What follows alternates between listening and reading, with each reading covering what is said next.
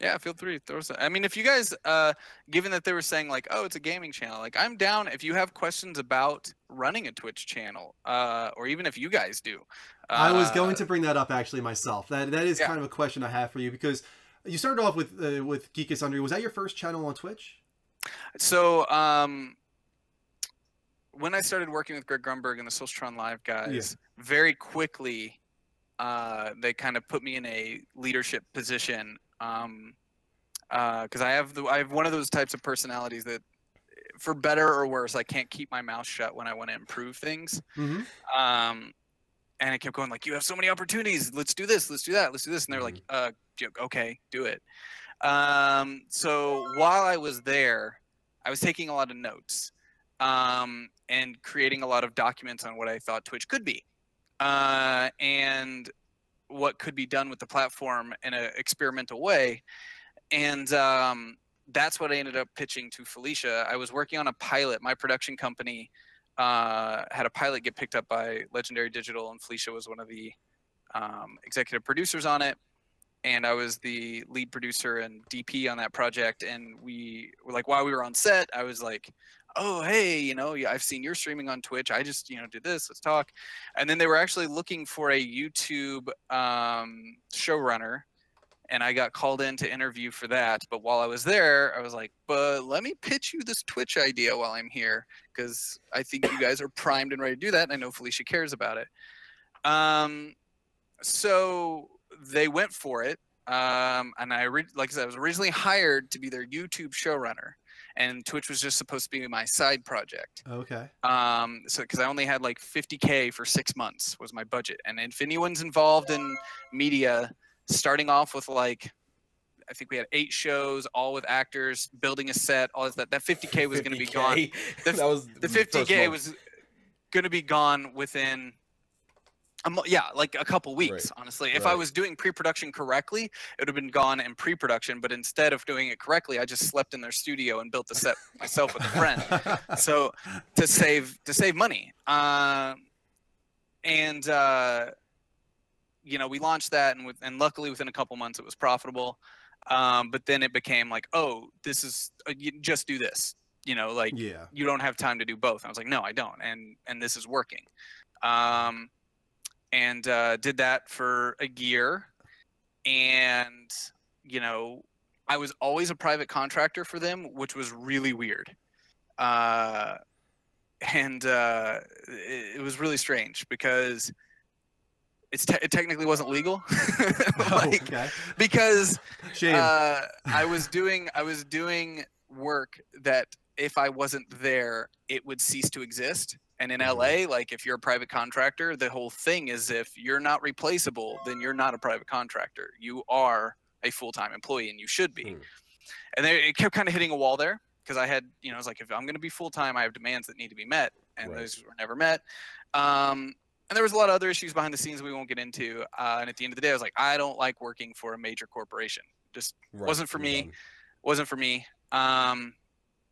So while I was working there, I was very fortunate to meet, through my fiance, Jordan Weissman, who is the guy who created BattleTech, Shadowrun. He was the creative director of Xbox when Xbox first launched. He made Crimson Skies. He currently runs Harebrained Schemes with the new Shadowrun games and the new BattleTech that's coming out, and Necropolis and all that stuff. So I met him because he also created HeroClix and a bunch of tabletop games, and I used to have a HeroClix show on Geek and Sundry. He came out and decided, while he was there, he was like, oh, this is really great. Would you want to run a company like this on your own with me? I was like, well, fuck yeah. Right. Jeez. 100%. You mean I don't have to work for a giant corporation? Hell yeah, let's do this. So we kind of put a game plan together, and a lot of our visions aligned because the start of what I had written out of what I wanted to do at Geek and Sundry, we were experimenting with, but I still had heavy limitations.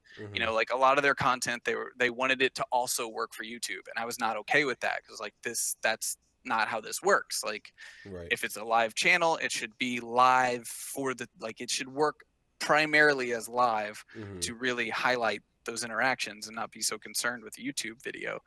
And that created a lot of limitations that we couldn't really move around. So we came up with a business model that was very much inside the idea of collaborative storytelling with an audience and experimenting with that, because he had done a lot of stuff. He's a guy who writes role-playing games, so it was like, how do we bring that experience of sitting at a table with each other to a live platform? And that's our goal. Whether or not we hit it, or if this crazy idea ever works, we're still trying to figure that out. Would you say that that's more the mission of like Hyper RPG and even Geek and Sundry when you were there? It was more about like the role playing than anything else, the storytelling, because you do gameplay every day pretty much, right? At 10 a.m. You play games. Yeah, but we know, but we're completely aware that you are gonna probably watch someone else play games. You know, like right. There's people out there who that's what they do, and I don't even want to pretend we can compete with them, because that's just not what we do. You know, like we're right there with you know, it's like there's people out there who all they do is play games all day long, and that's their specialty. That's not our specialty. Ours so it's about finding like a niche, right? And knowing what you're good at too. You know, like, you know, if you're gonna, you know, to say again, I haven't finished any games. Our channel barely finishes any games. We're a variety channel, and if we pick up a game, it's usually to play with the community, to keep a community feeling going, because that's really important, you know, to make that connection. But not to say that you should watch us play games. We're so good. Sure, yeah. That's not what we're here for. Usually, that's just to fill time, make the community feel good. The rest of the time, it's going to be some sort of passion project. I mean, that's our big thing. We want to only do things that we're passionate about.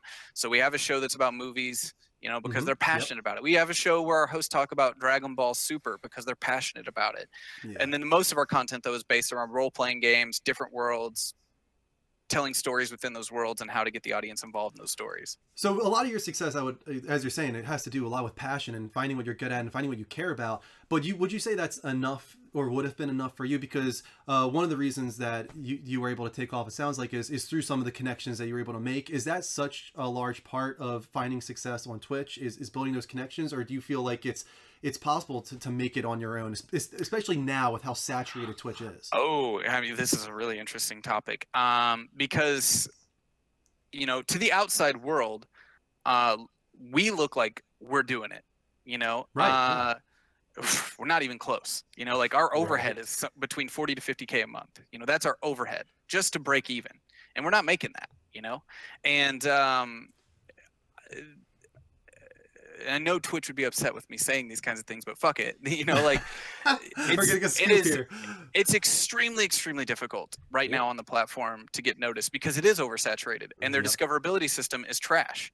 And I know they're working on it, but just forcing people to click follow on a new app, those are dead followers. They're not going to come watch your channel. They're just saying, okay, that's one of the things we're seeing. Like, I was wondering why we were getting so many follows the past 3 weeks, and I was like, are we getting a follow bot? What is going on here? These don't seem like real follows, because the people are following, and then I don't see them in the chat, and then I realize it's because the new Twitch app recommends people when they download it. So all these people are following us out of the recommendation. Yeah, and a large portion of them are going to unfollow too. Yeah, they're going to unfollow as well. But the thing is, when you follow 20 channels like that right off the bat, already you're creating this saturation problem with your own inbox, because when you log into Twitch, the way you find who you follow and if you should be watching them or not is already a bad system that's going to stack the people who have the most viewers at the top, or based on the game they're playing and stuff like that. If you're doing something unique, like you guys are doing, or like what we're doing, there's still not a tabletop RPG section on Twitch. And they've been telling me for 2 years we're going to have one. I wouldn't have made my company an RPG focused channel had they not told me that they had an RPG channel on the way. It's like, I've invested so much money in this and I still don't have that. And it's like, and this is things we're learning with Twitch. They're trying to get to a point where they're like at a position to work with larger companies like us. Like we give our employees health insurance. You know, we have 40 some actors that we employ. Our overhead's really high, but it's really important to me that we treat people right that come through here, and nobody works for free, you know? But that doesn't mean Twitch can support that. Like, as a platform, they have a long way to grow. Like a tabletop RPG section yet? I get different answers, and I would be avoiding NDAs to say any more than that. But they it's frustrating because you put all this work into this stuff and you expect certain things, and they're good people though. What I will say, after working for YouTube for so long and doing things for big YouTube channels, man, like I do, even though Twitch has a lot of growing to do, the fact that when something fucks up, I can call somebody and actually hear back from somebody very quickly and have them be like, oh man, I'm sorry. You know, like that never happened with me at Google ever. So I will say that they're good people. They're the platform's in a really interesting position. Right. As you guys know, how long have you guys been doing this show or streaming on Twitch? We're just refreshing the camera real quick. 3 Here we go. years? Yeah, we've been doing it 3.5 years. 3.5 years. This Cool. is episode 177 here. And with us, we were fortunate in a way, and sometimes I don't even like to bring this up anymore because it feels like the dark days of the Level Up show. But we started off as being on the Playroom because when we first started streaming, like, we didn't know anything about Twitch. We didn't we didn't know about this culture. We just saw that It was like, the is it PS4 Twitch or Ustream? had an Twitch app seems more gamer friendly. Let's called do the that. Playroom, and Mike and I always wanted to do podcasting and all this kind of stuff, Yeah. and we could never get anybody to watch it. Like, how do you get somebody to listen to your podcast? Yeah. But we saw the Playroom, and we saw how many people were watching it, and we just got a couple of dining room chairs, sat in front of the camera, Bar stools, dude. Bar They were stools, more sorry. uncomfortable Yeah. than that. held up a little 8.5 by 11 piece of paper with a Google call number on it, Yeah. and we started taking calls, and we got like 500 viewers on Playroom, and we did that for like a year, and we got thousands and thousands of followers on Playroom, but they were those kind of empty follows. Right. They were people Right. that were just coming in, hitting that heart button, and that's it. But it gave us enough of a boost that it looked like we were successful, and that's why we were able to go to Twitch and be like, can we become a partner? Right, and like I Right. even met a couple of the guys from Twitch at New York Comic Con, if anything, and that's actually I think one of the big turning points for everything is we felt like we were at a standstill. Yeah. And I went and talked to these guys, and before I could even say anything, like, he looked at me in a way, and then he recognized, he's like, "Oh, you're one of those guys from the Level Up show." Grabbed one of the other guys that was right there with him and said, "These are the guys that do the talk show," which was really cool that people from Twitch. And I will say, knowing what I know about also, a little bit bigger than that, the Amazon company, they are as conglomerate based as they are, or as corporation based as they are, I should say, and with acquiring other properties, Amazon as corporate as they are geared is very much about their people, about their product, about customer service first, which is why people are very concerned with their stocks all the time and what they do with that. So Yeah, I'm a I big can see fan of that. the way they're like trying to treat their clients. I think it's just they built their system in a way that's, I think one of the unfortunate things is when you've rewarded certain people to a certain extent, you've made it impossible for you to change your platform to help the people that need help. Yeah. It's very easy to understand how if there are discussions going on, you're going to have people interjecting saying, no, you can't do that because that takes away from my numbers. And those are the people with power. And it's a messed up system. Like, like running Critical Role was such an interesting experience because for better or worse, everyone wants that to be recreated, and it won't. It can't happen. It won't happen. It will never happen again. Twitch as a platform can't support that. And if you guys have been on Twitch for a couple years, I was going to say, like, if you look at your stats, you'll see a difference between the amount of random viewers coming to your chat room now compared to even a year ago. Oh yeah. I could be doing something, even if it's not a category, I would still see more random people come in the chat and be like, "Hey, what are you guys doing? What's going on here? This is kind of interesting." That hardly happens anymore because it's so oversaturated, and you can't find the things that you might like because the system still only supports. Is with Twitch, even with like the partners and stuff like that, we were trying to get a partner spotlight for the longest time, right? Because we felt like if we can get on the front page of Twitch for a full week, maybe we'll be able to get this influx of viewers, and it'll cause this snowball effect and all this kind of stuff. And even having you on, honestly, we're honored to have you on the show because you brought us to 150 viewers tonight, which we haven't hit in probably 2 years. I'm bummed that we only got you up to that too. We usually don't broadcast on Sunday night, so honestly, like we're so happy with the results tonight that absolutely. we're getting so many new people, and you're getting subs, we're getting follows. It's all so great. But when I emailed this guy, I emailed Partner Help a dozen times trying to get a response, and never getting a response back. And then finally I started getting people, and they're like, "Oh no, you need 150 subs. You need 150 subs." And then I just kept emailing. I was like Andy Dufresne from Shawshank. I'm like, just like, come on, give us a shot. And finally got a guy that actually looked at our channel. I guess the other guys didn't. And he's like, "You know what? You guys, I recognize the quality here. I recognize what you guys are trying to do, and I do think that you would benefit greatly from a partner spotlight. So we're going to lower our goal for you to 80." And that's what happened, and that's why we started this goal 6 months ago to try and get to 80 subs. And it happened tonight with you being here. And now I'm going to email this guy, and hopefully we can get this partner spotlight scheduled. And I hope it helps a lot. It is rough though. I know, like with what you guys are doing, I think you're in a really good position for it to really help. And we can talk offline about some tips that I won't share in here If you want, like, hit me up and we'll like I'll share some 100%. tips of like some stats that we've seen that can help you retain a little bit more from that. But those are tough now too, you know, like the difference between a year and a half ago. And the thing is, still, front page rotation is the only way now to get people to like to discover your stuff, which sucks. That's a bad place to be in. You know, if you don't have a pre-established celebrity or you're on front page rotation, how else do you get found? Well, then you got to be part of the Twitch in crowd, and you got to be mingling with these like big Twitch streamers and having them raid you and host you and stuff like that. And you know, like, I don't have time for that shit. Like, who has time for that shit? It's and how do you get in, you know? And like, I think people sometimes think we're in that, and it's like, in a lot of ways we're very outside of that, because as a company, a lot of people assume that we're in a much different position. They assume that we have some big investors, or we've got, like, most companies like us are owned by somebody else. You know, Geek and Sundry is owned by, you know, Legendary, and you had all the companies that were owned by Maker, and, you know, IGN's owned by WB, and then you've got you know, now the Attack is working with Disney, and they used to have they used to be owned by Comic-Con HQ. So it's like there's usually some overarching kind of thing, and they work hard for those things.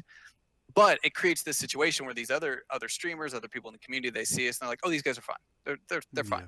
Well, that's the thing, and they don't realize that we're just like three friends that are running this crazy operation together from the ground up by just. I mean, people ask us all the time, "Is this your full-time job?" I'm like, "Hell no, this is my full-time job."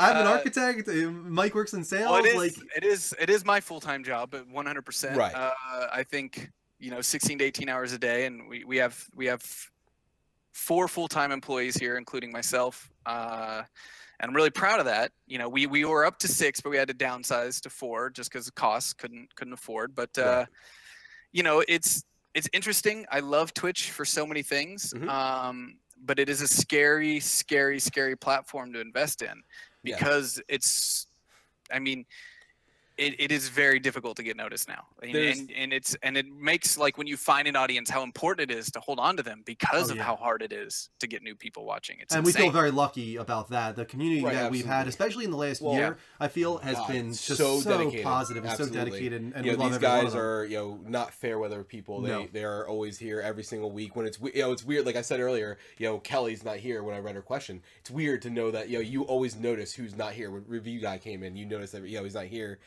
So it's a lot more interesting than when it was as crazy as it was when we would get up to 500 people in the room. You know, because I don't know half of these people. That chat's going like ridiculously fast. I can't see everything they're saying. So it's a lot different now than it was then, but I like it in a way. And one of the things I think, you know, keeps us with it, and I know definitely keeps you, and even, you know, got me coming back and keeps me with it, is it's a passion. It's not, oh, we want to make it big. There's a lot of these people, and there's a certain type of, you know, person that exploits, you know, Twitch for what it is, and even YouTube, but they're doing it because they see it as a monetary thing. They see it because of this. And to us, up until recently, you know, like, and even, you know, all of our money that we get from these things goes back towards, you know, our channel. And it always has. You know, we invest, and everything is investment, the camera, and everything like that. Everything is to make it better for you guys, for our fans, for the people that watch. So because it's a passion, it never has felt like a chore. So yes, it's a, you know, it's a terrifying thing to invest in, but at the same time, because it's still our passion, it's not an investment. We wouldn't do it if we didn't love it. I mean, there's definitely an excitement to the game of making it on Twitch. Like, it's kind of like a game. It's a meta. You know, I'm always looking at statistics. I'm always looking at what does well and what doesn't do well, and on which days, at which hours, and all that kind of stuff. There's a fun to the meta game. There is, but it's also really depressing. Yes, you know? It's like, depressing when you look at what does succeed, or sometimes. When you realize that there's no rhyme or reason, you know. Like, I think the most depressing part for me is to see trends happen that you have no control over, to see, like, to stress so hard, you know. And it's like, in our position as a full-time company where all of our income is only based on doing this and making this work, like, if this doesn't work, I don't have a job.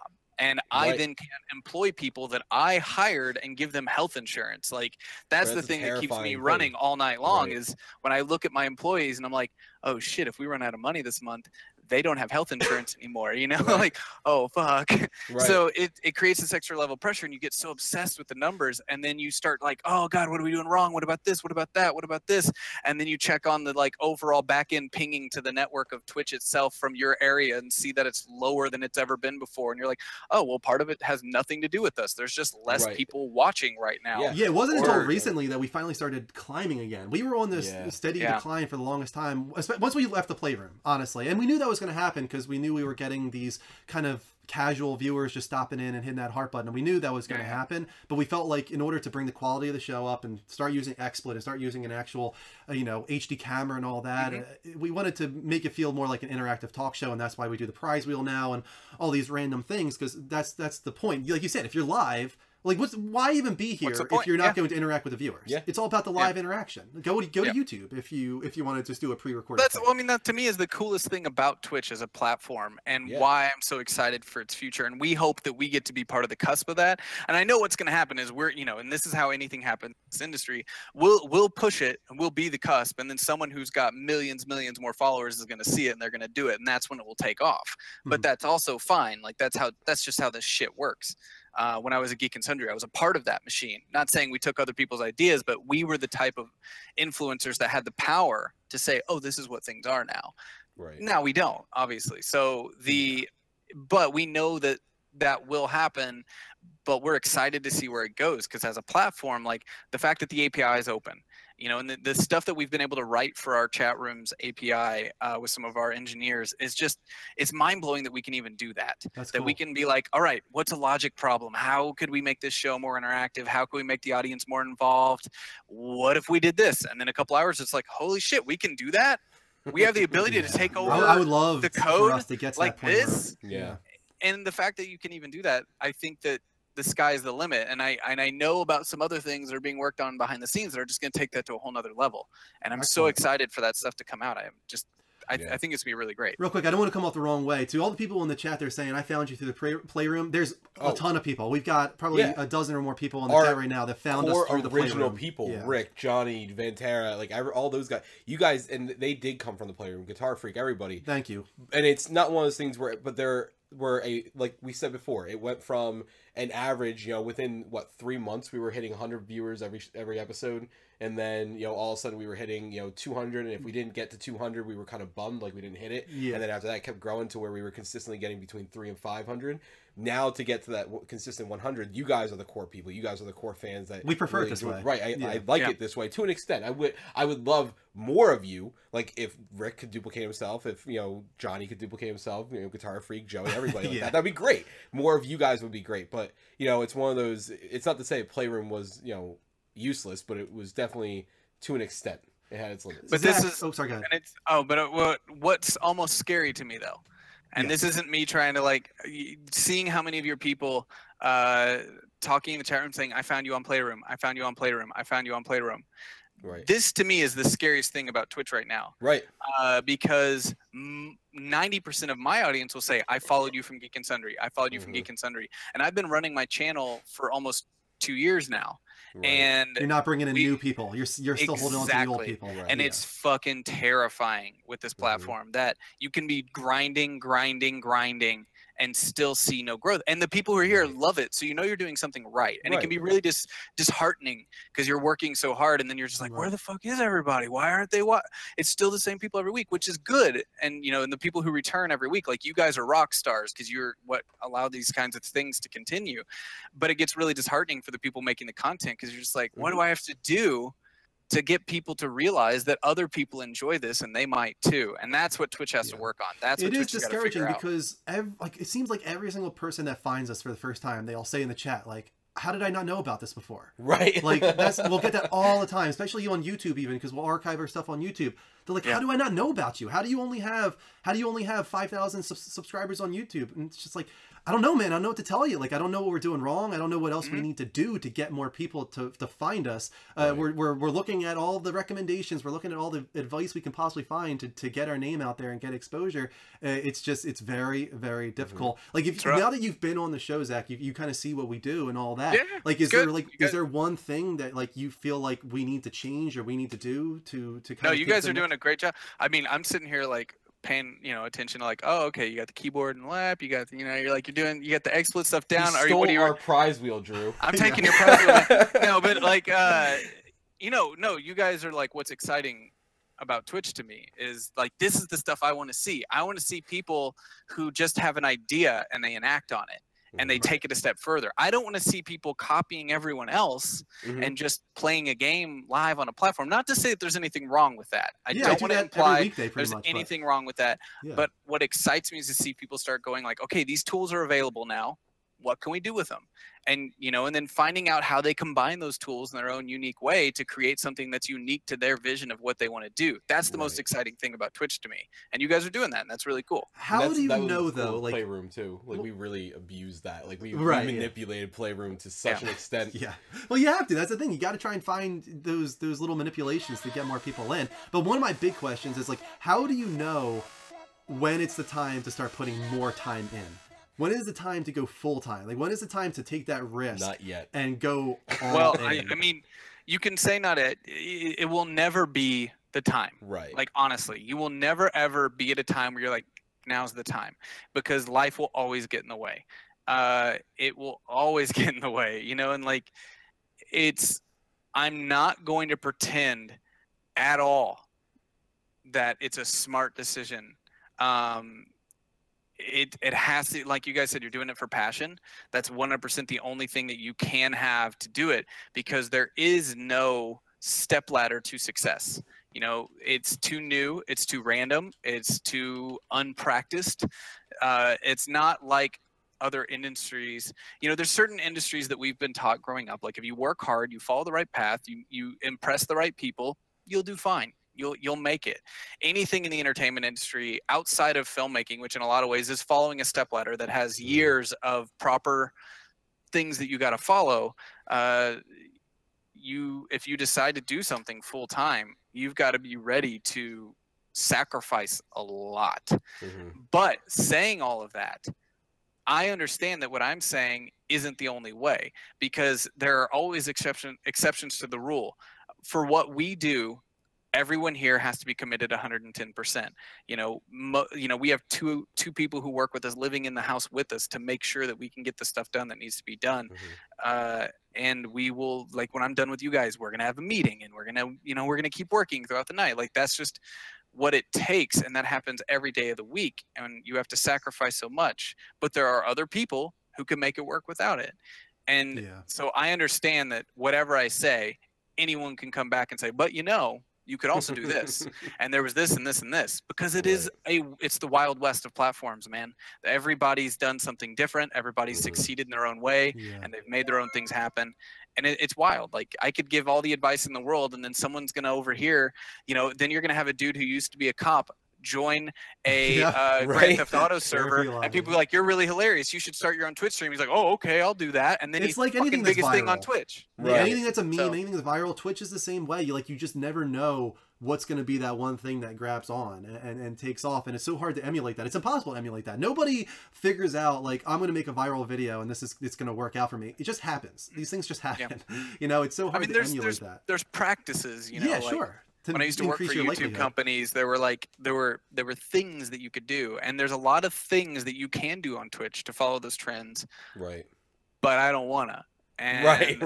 Like, I used to do that game with YouTube, and I hated it, you know. And I was doing commercial work too, and it was just like, there's a whole industry behind that, you know. And like, not everyone will ever work, but you still have to, like, look at the trends, look at the spreadsheets, look at the analytics, and figure out what you're gonna do. And there are people who game that part of Twitch really, really well. And we decided as a company, okay, we're not going to do that. We're going to forge our own path, for better or worse. And sometimes I heavily regret that decision. Right. Not like real regret, more like, oh my fucking God, what am I doing here? But I'm happy we did that decision and have stuck to our guns. But it also means that it's on us too. Right. Like, if it fails, we tried it. We worked our hardest. We did what we could, and the platform didn't want it, and that's not what happened. So there are ways you can emulate, you know, and look at other people that have done what you guys have done, and copy some tactics that work really, really, really well.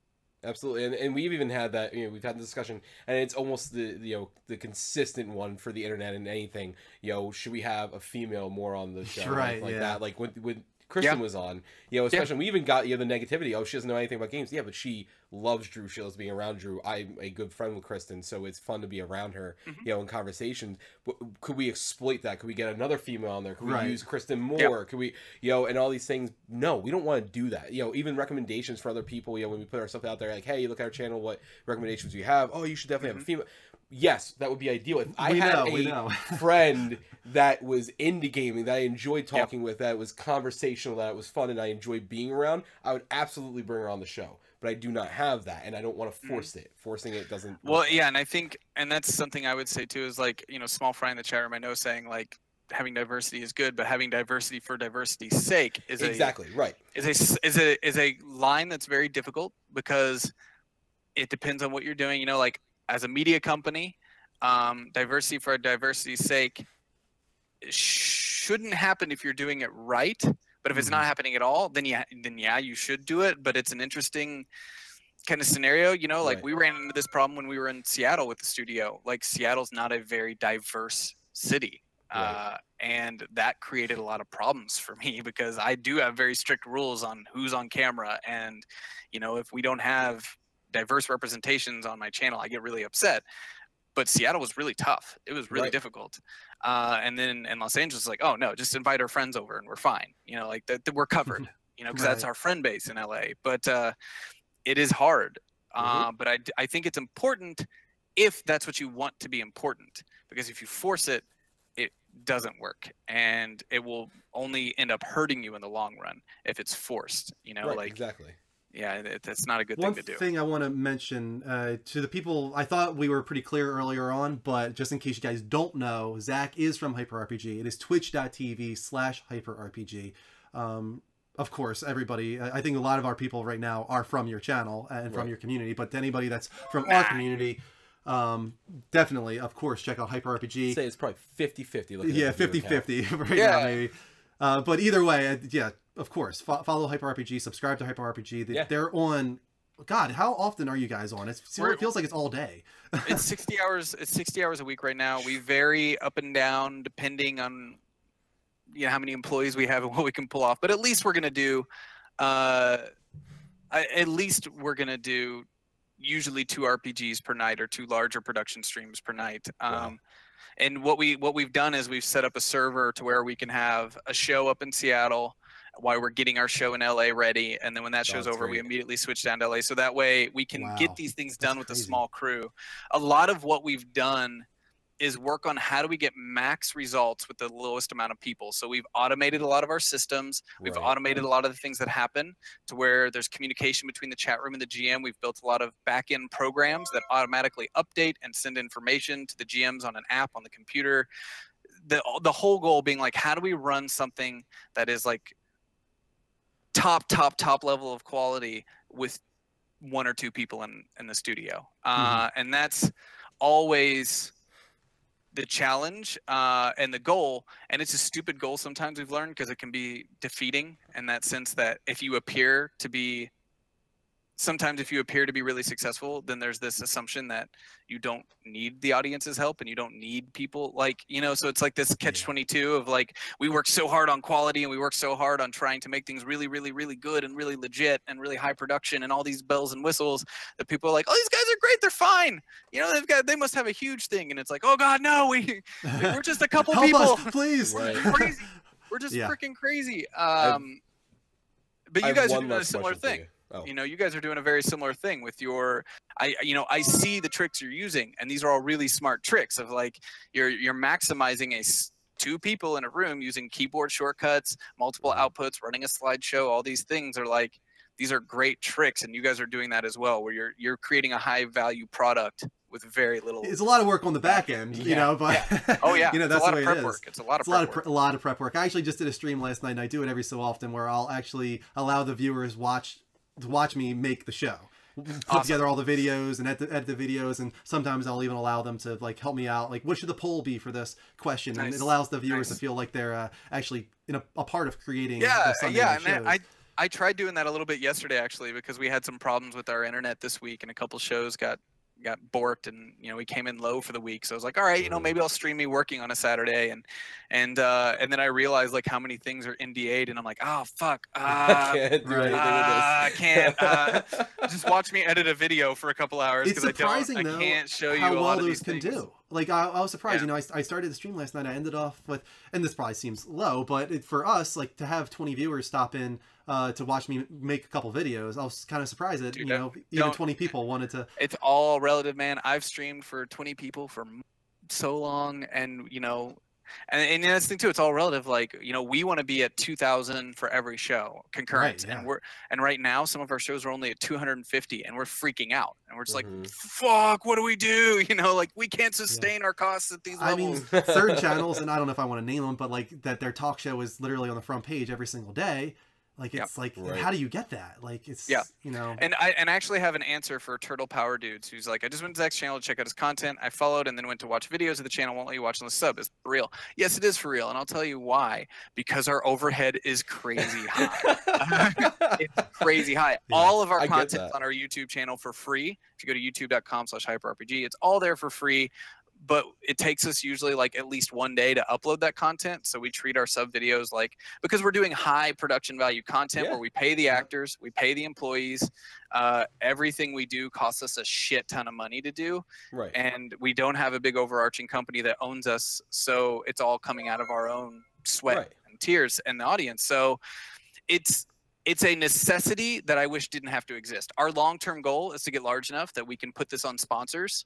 But for the moment, we have to, like, the community is what keeps the channel alive through their contributions. Otherwise, we wouldn't even be able to make the show. That's something that I've always wrestled with. Like, Right. there's been moments where I wanted to put all of our videos behind subscriber Paywall and stuff only, like that, behind the paywall. Yeah. It's weird hard. line that you have to. It's hard. skirt. I didn't want to do it. Like, Yeah. I don't want to do it, because our big thing is our content will always be free. I don't ever want to join some company that puts our content behind a paywall. But that means we upload every single thing we upload it all to YouTube, so you can watch all the shows on YouTube. Sure, and yeah. You can like do it. But yeah, like Chum Chum Jim said, Scott Porter ain't cheap. None of them are cheap. Chum Chum Jim, they're all professional actors, and I'm like, I have to pay them. And so there's like certain compromises that have to be made for the content to exist, and that's just the sad truth of running a media company. Like sometimes you think you're gonna be able to do it one way, and then you look at your books at the end of the month, and you're like, fuck, we have to adapt, or we cease to exist. Yeah. So you were talking earlier about channels and how they kept saying they were going to add the RPG channel and they never have. How happy are you that they finally added the social eating channel? Oh god.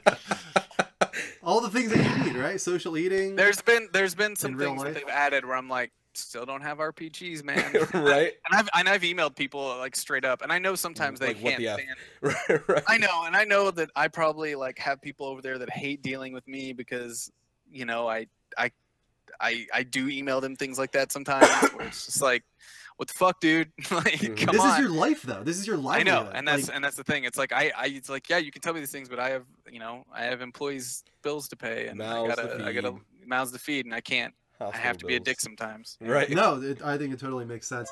I wish we could talk to you all freaking night, man. I and feel pick your you, brain, yeah. but unfortunately I do have to get up in 5 hours for work, and Yep. after this I'm probably gonna edit together a few things. Actually, Cool. Good times, but right? it Good was times. an Right. absolute pleasure good having times. you on the show. Yeah, and- thanks, guys. This is great. Yeah, I like- this was great. Not I even like just your like setup having you you on got. for the news stories Oh, and nice. whatnot, Thank but you. just like being able to talk with you about like Right. the nature of Twitch and all that. We It don't was normally very have a interesting. lot of other people that do Twitch stuff, as Right. strongly. Cool. So it's kind of interesting to hear the other side of it. And someone as much as as you Jess and everything like that, to someone that does it as their full time thing. That is to us a success because it's a lot of hard work, it's a lot of stress. But I mean, to do something that you're passionate about is a dream Yeah. in its own. But Yeah, and I'll take you up on that offer if I can message you privately. Yeah, after the man. show. Yeah, let me know. I really like what you guys are doing, and I appreciate that you guys are just fucking going for it. That's my favorite stuff to see on the internet is when people just fucking go for it and build a studio in their basement. It's great.